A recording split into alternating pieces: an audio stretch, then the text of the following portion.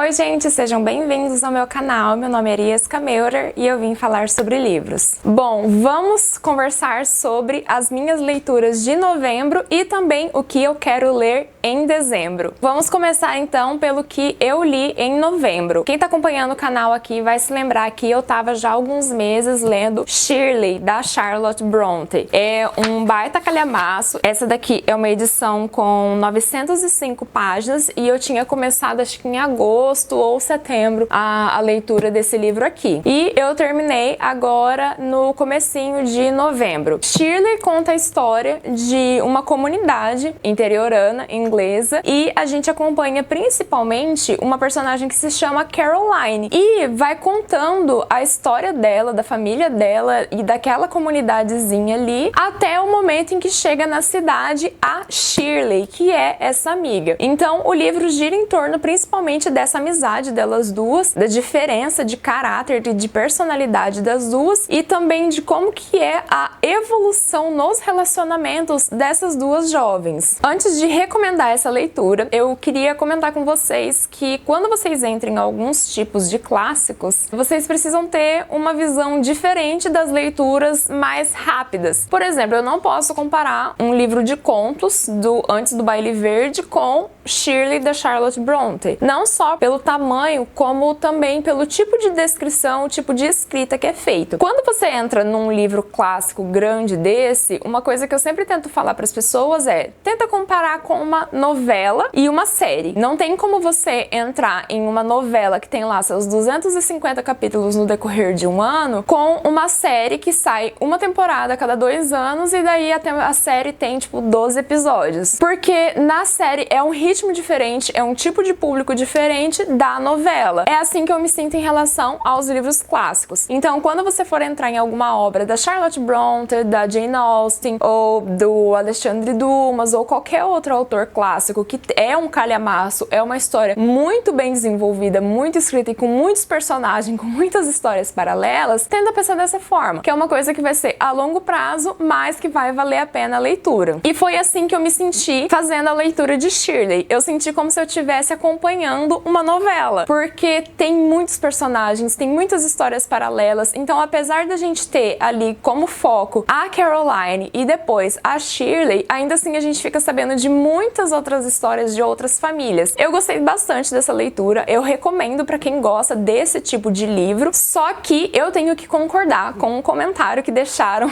pra mim aqui no canal uns meses atrás, que falava que esse livro não deveria se chamar Shirley, e sim Caroline. Eu concordo, gente. A personagem principal é sem dúvida a Caroline. Tá certo que tem o peso da Shirley na história, do porquê que foi tão importante pra Caroline a entrada da Shirley na vida dela, mas ainda assim eu concordo que essa história aqui deveria se chamar Caroline, não Shirley. Bom, depois eu fiz a leitura também de Antes do Baile Verde, da Lígia Fagundes Telles. Esse daqui foi o livro escolhido para representar o estado de São Paulo no nosso projeto de leitura conjunta dos estados do Brasil. Esse daqui é um livro de contos, eu gostei bastante. Teve uma história em particular que me surpreendeu bastante, que foi a história Elga, logo no comecinho. Me pegou bem desprevenida, mas eu vou deixar, como sempre, para falar melhor dele no vídeo específico do projeto de leitura dos estados do Brasil, que sai no meio dessa semana. Como eu comentei no vídeo dos livros que eu li em outubro e os que eu queria ler em novembro, eu fiz também esse mês a leitura do meu primeiro mangá, que foi Your Name. Esse daqui eu já tinha visto o filme, que tem na Netflix, se eu não me engano, uns anos atrás, sob recomendação da minha irmã. E daí, no mês passado, eu e meu esposo, a gente foi numa loja de mangás aqui de Maringá, e chegou lá e eu descobri esse daqui e eu devorei, cara. Eu devorei. Resumidamente, Your Name acompanha a história de 2 jovens que vivem em 2 cidades diferentes. Mitsuha é uma colegial que vive em uma pequena e pacata cidade do interior. Apesar da vida tranquila que leva, ela se sente atraída pelo cotidiano movimentado das grandes cidades. Certo dia, ela tem um estranho sonho no qual se torna um garoto. Nele, ela acorda em um quarto que não é seu, tem amigos que nunca viu na vida e passeia pelas ruas de Tóquio. E assim, Mitsuha Mitsuha aproveita ao máximo o dia na cidade grande onde tanto queria viver. E daí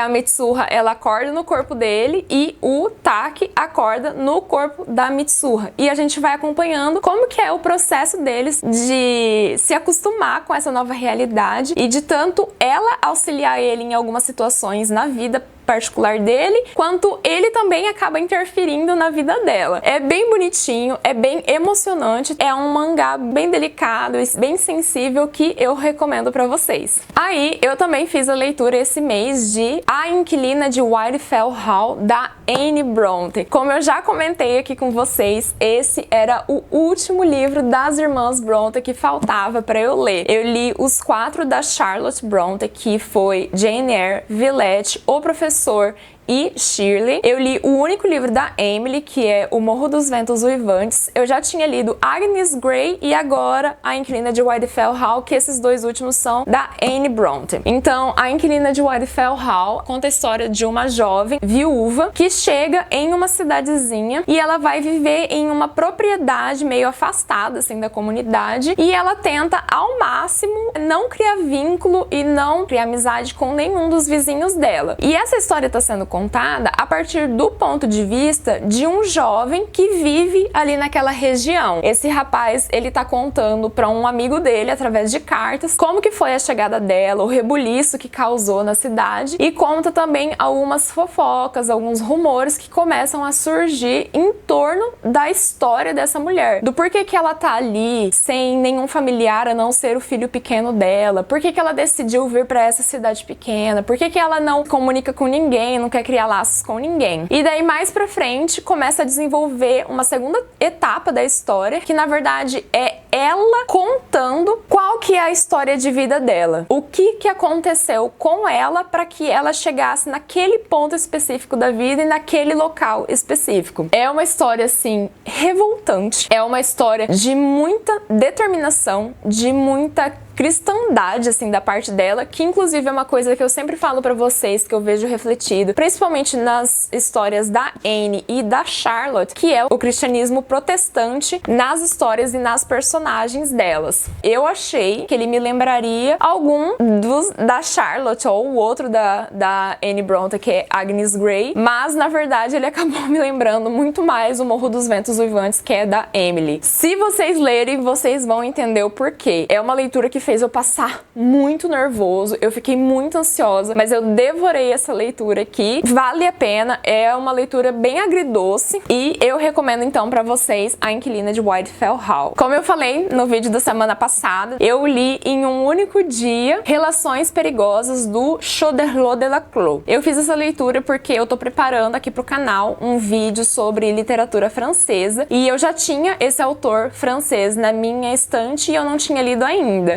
Então eu quis ler meio logo para poder adicionar, né, essa leitura ao vídeo e eu fiquei extremamente impactada com essa história. São 175 cartas, não tem, por exemplo, um narrador, não tem um momento sequer que não são cartas. Toda a história é contada através das cartas. E a gente tem 2 personagens principais, eles são assim muito liberais, tem uma coisa assim com sensualidade, com conquista, com romance e eles meio que se desafiam a conquistar as pessoas e eles desconsideram completamente o sentimento, o que vai causar na vida das pessoas. Então é um livro que acompanha esses desafios. Foi um livro assim que eu comecei 10h30 da manhã e terminei 9 horas da noite. Eu fiquei o dia inteirinho lendo Relações Perigosas. Eu entendo porque que esse livro foi assim um escândalo na sociedade francesa quando ele foi publicado pela primeira vez em 1782. Fiquei bem chocada com alguns trechos e eu estou com a mente de 2024. Então, só imaginem. E daí, o último livro que eu li agora em novembro foi Frankenstein, da Mary Shelley. Esse livro aqui é uma edição em inglês que a minha irmã me deu no começo do ano. A gente foi pra Curitiba e eu tava num sebo junto com ela e ela me deu 2 livros em inglês. Tess